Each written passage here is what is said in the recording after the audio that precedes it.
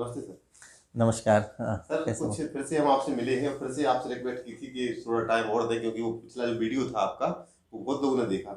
हम चाहते हैं कि अब कुछ अलग चर्चा हो जाए। सुना है आपके कुछ एल्बम आ रहे हैं और तो उस पर चर्चा हो सर। जी, जैसा कि हमारे जो श्रोता हैं और उनमें से बहुत सारे लोगों को पहले से ये जानकारी होगी कि मैं एक्टिंग के अलावा सिंगिंग में भी इंटरेस्टेड हूँ। और एज अ सिंगर कई प्रोग्राम में कई स्टेजेस पर परफॉर्म कर चुका हूँ। और अभी हाल ही में एक मेरा जो म्यूज़िक सिंगल है और वो रिलीज़ होने वाला है। तो बस उसी की तैयारियों में लगा हुआ हूँ। और ये बहुत जल्द ये जो मेरा सॉन्ग है, वीडियो एल्बम है, ये टी सीरीज पर तीसरी रिलीज़ होगा जी। बड़ी कंपनी है तीसरी, जी और लगभग लगभग इतने भोजपुरी के बड़े बड़े अच्छे गाने फेमस हैं उसको तीसरी ने दिया। और 90 दशक कितने भी गाने हैं तीसरी के गाने थे। बिल्कुल। तो सर आप थोड़ा इंटरेस्ट कैसे बढ़ा गाने में, तो कौन सा कलाकार आपको पसंद है जो?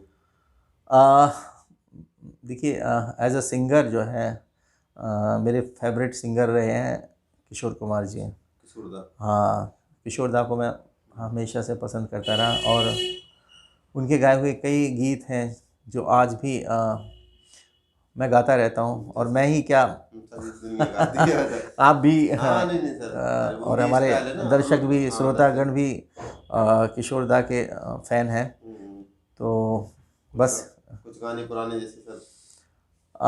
कुछ जो उनके लोकप्रिय गीत हैं हम्म, उनमें जो मेरा बेहद पसंदीदा है हम्म, और सदाबहार गीत है, पल पल दिल के पास तुम रहती हो। बहुत सुपर हिट गाना हुआ है। बिल्कुल आज भी बिल्कुल। उसी चाव से लोग सुनते हैं जैसे पहले सुना था हाँ, हाँ। वो गीत ऐसा है कि अगर आप आज भी उसे सुनेंगे तो वो हाँ, आपको बिल्कुल ऐसे लगेगा कि अभी ही हाल में ही रिकॉर्ड किया रिकॉर्ड हुआ है है। जी। तो इस तरह के जो गीत हैं, कहते हैं कि जो पुराने गीत हैं, ओल्ड इज हाँ, old is old gold. Is gold कहा जाता है कि वो कभी भी पुराने लगते ही नहीं। मतलब लगते नहीं। हमेशा हमें ऐसे लगेगा कि ये अभी रिकॉर्ड हुए हैं। और उन्हें सुनने में हमें एक फ़ील, एक अलग फ़ील है। उसके जो लिरिक्स हैं, जो लिरिक्स उस समय लिखे गए, ऐसा नहीं कि अब आज के समय में भी जो हाँ गीत हाँ, आ रहे हैं, जो संगीत है, वो नहीं वो मजा नहीं है मतलब जो उनमें पहले हाँ। उनमें कभी हमें उस तरह के गीत सुनने को मिल जाते हैं। बट जो पुराने गीत थे वो हर एक दूसरा गीत आज भी हम लोग गुनगुनाते रहते हैं। तो ये है। तो सर वो जैसे सोनू निगम जी हैं, वो बार बार गानों को रिमेक करते हैं, रिमेक करते हैं मतलब, लेकिन उन्होंने ऐसे कई गाने मतलब जीवित कर दिए पुराने। तो उस समय इतनी क्वालिटी नहीं थी सर, क्या मतलब इतना अधिक जो आज की इतनी सिस्टम क्वालिटी एचडी हर चीज़, मतलब ये क्या उस समय तो कुछ था ही नहीं मतलब, लेकिन अब जी काफ़ी कुछ चेंजिंग हो गई तो मतलब हाँ, आप। टेक्नोलॉजी बढ़ने के साथ साथ जो रिकॉर्डिंग प्रोसेस है हम्म, और जो उसकी क्वालिटी जो है इम्प्रूव हुई है पहले से हाँ ज़्यादा। पहले से ज़्यादा। तो पहले जिस तरह की जो रिकॉर्डिंग होती थी, हम्म, नॉर्मल रिकॉर्डिंग होती थी, और आज जो रिकॉर्डिंग हो रही है उसमें काफ़ी काफ़ी। चेंजेस आ गए हैं, काफ़ी डेवलपमेंट हुए हैं इनफैक्ट। तो ऑब्वियसली आज जो रिकॉर्ड हो रहे हैं, रिकॉर्डिंग जो गीत आज रिकॉर्ड हो रहे हैं वो सुनने में हमें क्वालिटी वाइज बहुत बेहतर लगते हैं। बट मेरा कहने का मतलब ये है कि जो संगीत पहले रिकॉर्ड होता था, यानी जो गीत और जो म्यूज़िक म्यूजिक था और जो कंपोजिशंस जो पहले के समय में वो बहुत बनी है अलग और था। आज जो बन रही हैं उनमें बहुत ज़मीन आसमान का जमीन अंतर आसमान है। का अंतर। तो लोग सुनते भी नहीं है सर। तो अब आपके एल्बम पे चर्चा हो सर, कौन कौन मतलब आप थोड़ा एल्बम पे मतलब हम बताएं, वो सब वो रहेगा मतलब दर्शक नहीं देख पाएंगे, वो पता है हम समझ रहे जी, हैं, लेकिन सर फिर भी मतलब किस जो म्यूजिक एल्बम आ रहे हैं वो किस चीज़ पे बेस्ड है, मतलब गाना किस एक्चुअली पे? जो मेरा जो सॉन्ग है वो हम्म, एक it's a romantic song basically. And इसके जो लिरिसिस्ट हैं, जो गीतकार हैं, वो साबिर आज़िम खान हैं। हाँ, basically he is from Mumbai और एक बहुत अच्छे सफल गीतकार हैं। अच्छा। उन्होंने कई और फिल्मों में भी गीत लिखे हैं हम्म, और एल्बम्स के लिए लिख रहे हैं। सो उन्होंने ये गीत जो है लिखा और उन्होंने मुझे ऑफ़र किया अच्छा। कि आप ये मेरा गीत गाएं। तो मैंने फ़ौरन हाँ कह दिया, क्योंकि उन जैसे नहीं सही बेहतरीन बात है। गीतकार की तरफ से कोई ऑफ़र आया है तो हाँ कैसे उसको इनकार किया जा सकता है। तो इस तरह से बस हम लोगों की एक शुरुआत हुई और फाइनली ये जो गीत कंप्लीट हुआ। और आप लोग सुनेंगे तो आपको बेहद पसंद आएगा। तो किस पे रिलीज हुआ है? ये जैसा मैंने बताया कि हम T series T series T मतलब वो तो सीरीज यूट्यूब पे आ जाएगा, मतलब टी डिजिटल सीरीज पे, हाँ वो डिजिटली डिजिटल आ जो जाएगा। डिजिटल प्लेटफॉर्म है हाँ उस हाँ पर वो डिजिटल, रिलीज़ करने जा रहे टी हैं। सीरीज का खुद चैनल भी है। एग्जैक्टली टी सीरीज़ का जो चैनल है उसी पर रिलीज़ करने वाले हैं। तो बस कुछ ही दिनों बाद आप जो है देखेंगे उसे।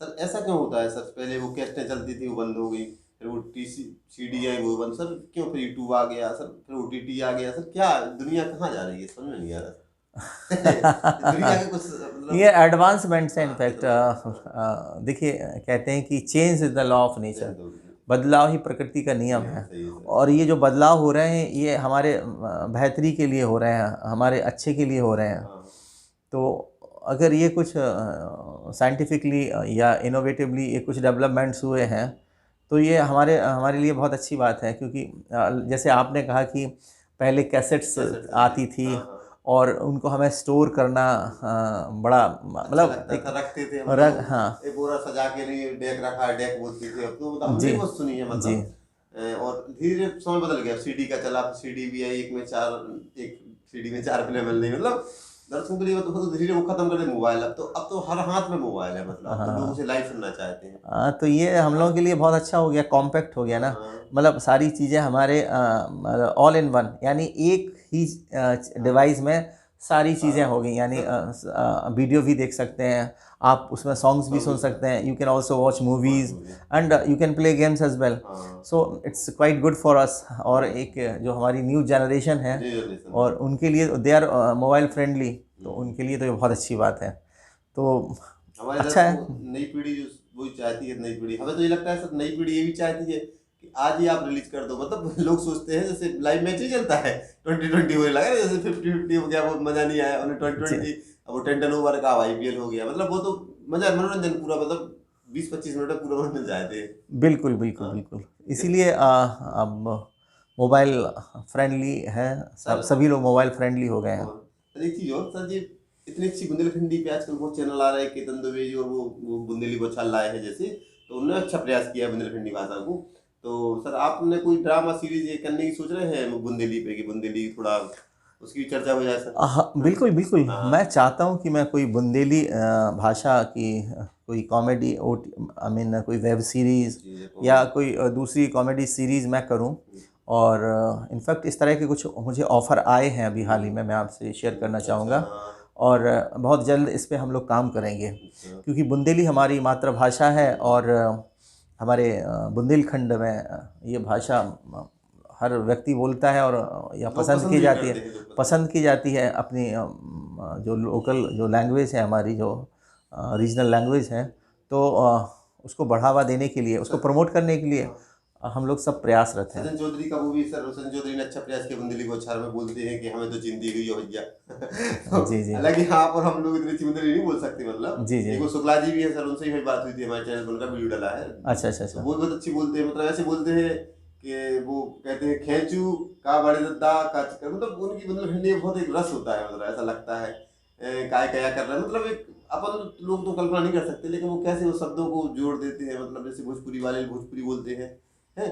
और बिल्कुल बिल्कुल अदर बिल्कुल। भाषाएं, अब हरियाणवी भी आपने देखा होगा, अमित भंडारा है ना, वो यूट्यूबर है, उसके तो कहते हैं करोड़ों लोग उसके वो भाषा को, मतलब वो हरियाणवी भाषा बढ़ रही, वो भोजपुरी बढ़ रही है, बुंदेलखंडी पीछे क्यों रह रही, मतलब लोगों से। देखिए क्या है कि हर कलाकार जो है जहाँ से जन्मा है, जो जहाँ पैदा हुआ है, हम्म, तो उन्हें अपने क्षेत्रीय भाषा को प्रमोट करना चाहिए, उसमें कोई गलत नहीं है।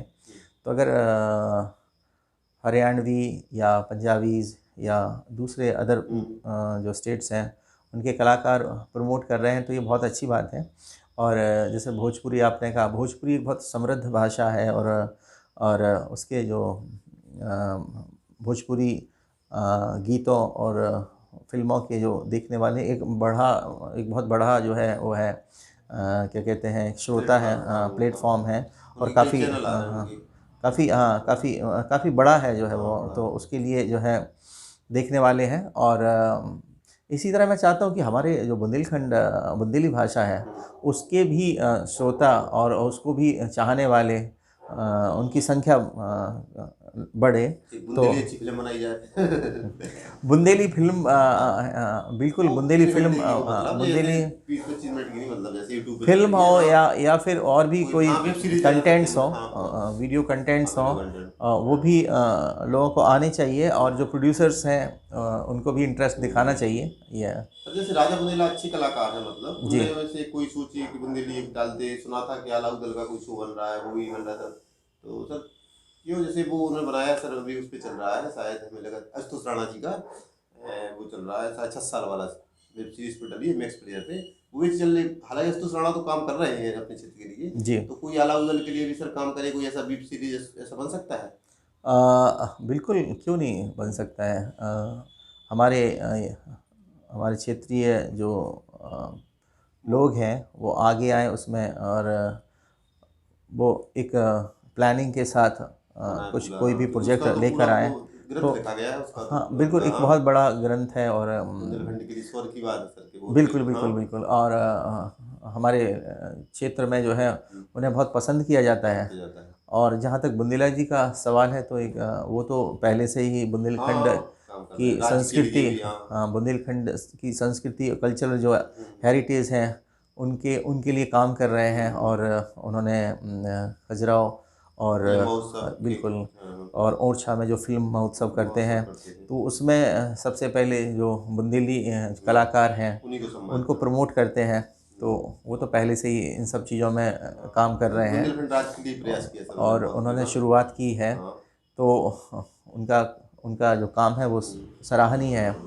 और हम सभी कलाकार जो हैं चाहते हैं कि इसी तरह से और दूसरे लोग भी उनसे जुड़ें और इंडिपेंडेंटली भी काम करें। एक तो मंच बनना चाहिए सर, एक मंच एक बना मंच जाए, बनना चाहिए। और सब सब लोग चाहते हैं कि मंच बने, हमारा चैनल भी वही, चालू हो एक अलग से, जी जी, मेरे और कहने का मतलब यही है कि और भी लोग आएँ तो साथ में एक बड़ा संगठन बड़ा बनेगा। संगठन होगा। जी हमारा चैनल भी इसी चीज़ को सपोर्ट करता है कि ऐसे कलाकार, गुमनाम कलाकार हैं, बुंदेली कलाकार हैं, सर जी और हम और सब लोग सपोर्ट करेंगे अगर वो आते हैं। और हमारे चैनल पे भी अगर किसी को लगता है कि उसके अंदर कोई टैलेंट है तो हम उसका इंटरव्यू लेंगे, उसको भी हम आगे डालेंगे। हम यही चाहते हैं कि जो प्रतिभा है गाँव में हो, शहर में हो, छुपी ना हो। आप क्या कहेंगे भाई दर्शकों से इस संबंध में, आप भी? हमारे जो दर्शक हैं, हमारे युवा ख़ास तौर से हमारे नई पीढ़ी। ललितपुर ज़िले के, हमारी नई पीढ़ी जो है वो इस क्षेत्र में आगे आए। और अगर उन्हें किसी ट्रेनिंग की ज़रूरत है या किसी सलाह की ज़रूरत है तो वो कभी भी बिना झिझक हाँ। मुझसे कांटेक्ट कर सकते हैं और मुझसे मिल सकते हैं, डिस्कस कर सकते हैं। तो जो मेरा सहयोग बनेगा मैं बिल्कुल करूँगा उनको। और आगामी और प्रोजेक्ट में भाई साहब नए लड़कों को भी चांस देंगे? हाँ, मैं हाँ। बिल्कुल, हमारे देखिए अभी जो हाल ही में जनहित में जारी जो फ़िल्म हम लोगों ने शूट की है हम्म, और उसको मैं यहाँ का प्रोडक्शन उसका कंट्रोलर था, मैं हम्म, प्रोडक्शन यहाँ देख रहा था जो हाँ। लोकल का। तो उसमें लोकल के कलाकारों को मैंने उसमें मौका दिया है। हमारी जो महिला कलाकार हैं और अच्छा। जो अन्य कलाकार हैं उनको मैंने उनमें काम दिया है उस फ़िल्म में, और आप बहुत जल्द देखेंगे ललितपुर के कुछ कलाकारों को मेरे साथ काम करते हुए। कब तो रिलीज होगी सर लगभग? ये इसका जो संभावित जो रिलीजिंग डेट है वो फरवरी में है, बट मे बी ये टेंटेटिव है, थोड़ा सा आगे पीछे हो सकता है। हाँ हाँ। तो ये बहुत एक अच्छी फ़िल्म है जो कॉमेडी है, इसमें comedy basically comedy based movie है और सोशल अवेयरनेस। मुझे लगा सुई धागा के बाद दूसरी फिल्म होगी जो नेचुरल शूट हुई हुई। और भी? सुई धागा जी, हाँ, सुई धागा वही एक वर्तमान फ़िल्म है फिल्म। यश राज प्रोडक्शन जी, वो हाँ। भी यहाँ पर शूट हुई थी। और ये आरएमजी कॉलेज जी को, हाँ जनहित में हाँ। जारी। जी। इसके अलावा कुछ और भी बड़े हाँ, प्रोजेक्ट्स हैं बड़े हमारे प्रोजेक्ट्स हैं। जो कि मैं आपसे बाद में शेयर बाद करूँगा। में कुछ गोपनीय हैं, चलो थोड़ा सा मिलते हैं। चीज़ें क्लियर हो जाएं तो उनको भी हम लोग यहाँ प्लान कर रहे हैं समय शूट समय करने पे का। जब भी जानकारी होगी भाई साहब से यही पूछते रहेंगे, और हम किस कंटिन्यू संपर्क में रहेंगे ताकि इनके जो नए प्रोजेक्ट आएंगे ललितपुर वाले देखें, हमारे जितने भी दर्शक हमारे देखते हैं और जो भी देखना चाहते हैं वो देखते हैं, और उन्हें सूचना ही मिलती रहेंगी इससे। हाल ही में राणा 2 का भी इसमें डाला है, राणा 2 फिल्म हमारी यूट्यूब पे उन लोगों की, अनुराग बुंदेला जी की। तो जैसे भाई साहब का भी कोई नया प्रोजेक्ट होगा आपके सामने पेश करते हैं। तो इसी के साथ हमें दीजिए विदा। जय हिंद, जय भारत। नमस्कार।